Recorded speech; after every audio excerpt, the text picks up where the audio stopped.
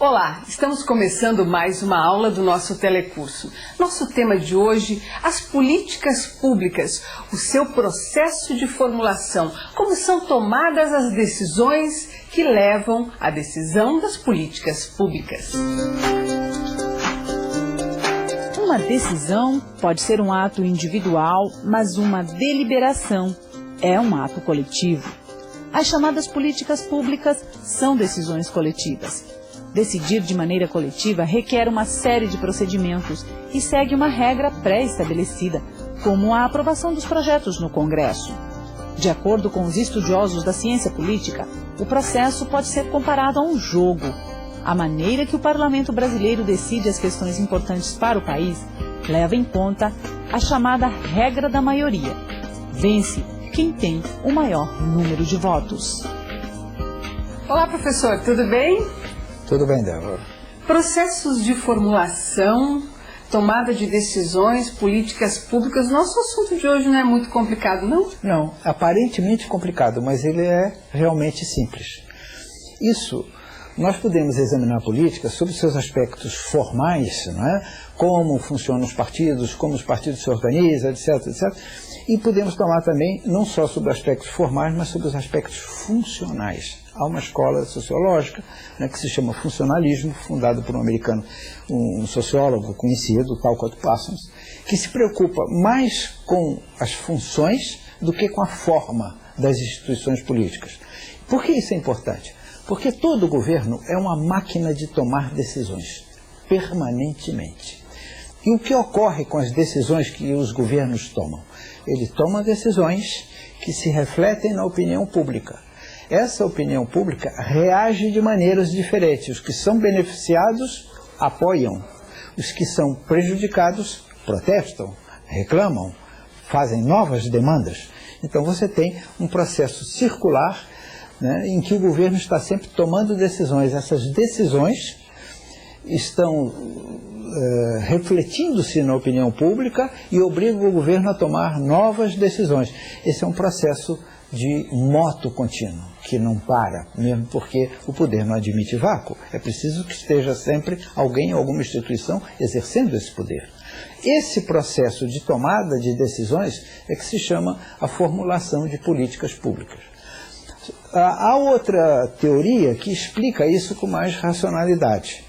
E nós podemos examinar o caso dos parlamentos. Como é que os parlamentos tomam decisões? Os parlamentos estão permanentemente tomando decisões. Isso é um processo complexo, porque enquanto no caso do presidente da República ele toma decisões porque são individuais, o Congresso toma deliberações, que é algo muito mais amplo, porque exige a participação de todos. Essas deliberações são tomadas em dois níveis diferentes. Primeiro, a decisão final é sempre tomada pelos plenários da Câmara, do Senado, das Assembleias Legislativas, etc. Com a votação. Com votação, através da votação. O que funciona é a regra da maioria. Essa regra da maioria é supostamente democrática, mas ela é muito conflitiva, ela gera muitos conflitos.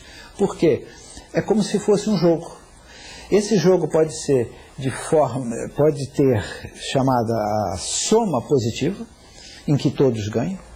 Pode ter a soma chamada negativa, em que um lado sempre ganha e o outro lado sempre perde.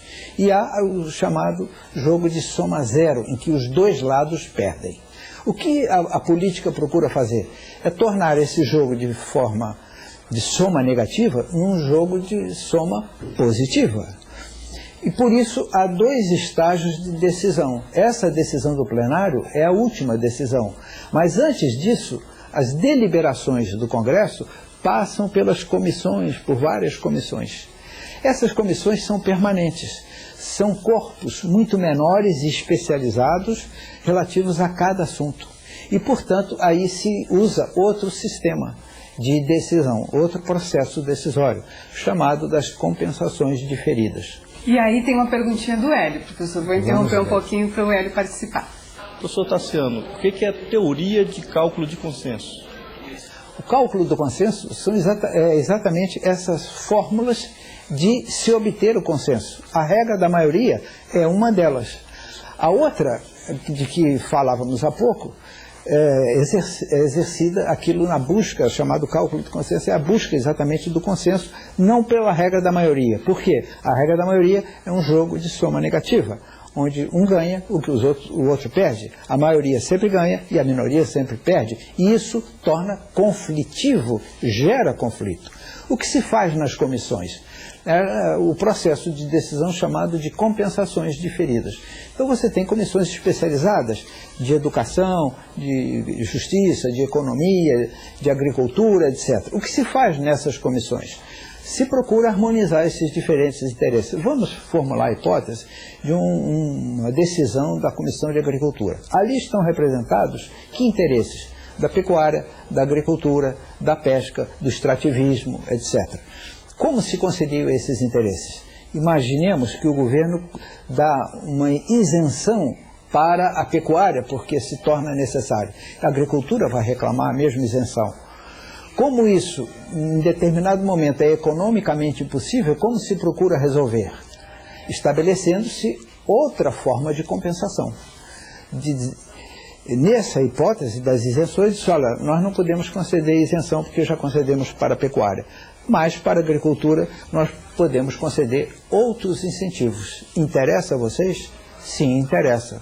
Não recebemos um benefício, recebemos outro. E aí se compensa, né, esses interesses. Esse é um jogo extremamente democrático. Essa busca do equilíbrio nas decisões tem sido uma prática? Nem sempre. Né? Nos parlamentos, o jogo jogado no plenário, as decisões tomadas no plenário, são sempre aquela que obedece à regra da maioria, ou seja, é sempre um jogo de soma negativa. Então, há sempre alguém perdendo e sempre alguém ganhando. Como os que ganham são a maioria e os que perdem são a minoria, esse conflito se estabelece de forma permanente. Esse é um jogo pouco democrático. Mas não há outra forma de se decidir na democracia, a não ser com essa regra da maioria, que nem sempre é a mais democrática. E a perguntinha agora é da Mariângela. Professor, pode-se dizer que a regra da maioria é o princípio da democracia? Não, pelo que nós acabamos de ver, não. É o princípio que vigora em todas as democracias, inclusive a definição de democracia como a regra da maioria, a prevalência da regra da maioria, que prevalece sempre. Mas nem sempre essa regra é a mais democrática. Por quê? Porque ela acirra o conflito, ela aguça o conflito, ela torna conflitivas as decisões. Então, o que se deve fazer é exatamente fazer o cálculo da busca do consenso. Como é possível conseguir o consenso? Isso é possível negociando maioria e minoria. De que maneira? Transformando esse jogo de soma negativa num jogo de soma positiva. Eu cedo um pouco, você cede um pouco. Essa regra da maioria nem sempre é uma regra democrática. Por que razão? Porque é um jogo de soma negativa. Um grupo, a maioria sempre ganha, e o outro grupo, a minoria, sempre perde. Qual é o jogo mais democrático? É o de soma positiva, aquela em que as duas partes ganham. Ganham através do consenso. Um cede um pouco e o outro também cede um pouco. Isso aí é um jogo em que uma parte não ganha tudo que quer e a outra não perde tudo que poderia perder. Então, esse jogo é mais democrático do que a simples regra da maioria. Professor, esse jogo decisório, todo esse tabuleiro que se estabelece na hora de se tomar decisões, seja no parlamento, seja dentro do governo, tudo isso deve levar a uma política pública. E aí, se isso tem a ver com política pública, como fica um ente chamado bem comum? O bem comum é o resultado exatamente disso. Vamos examinar o caso de uma sociedade democrática multicultural, que é o caso do Brasil. Não é? Nós temos unidade linguística, nós temos unidade territorial, mas não temos unidade étnica, não temos unidade, nós temos diversidade.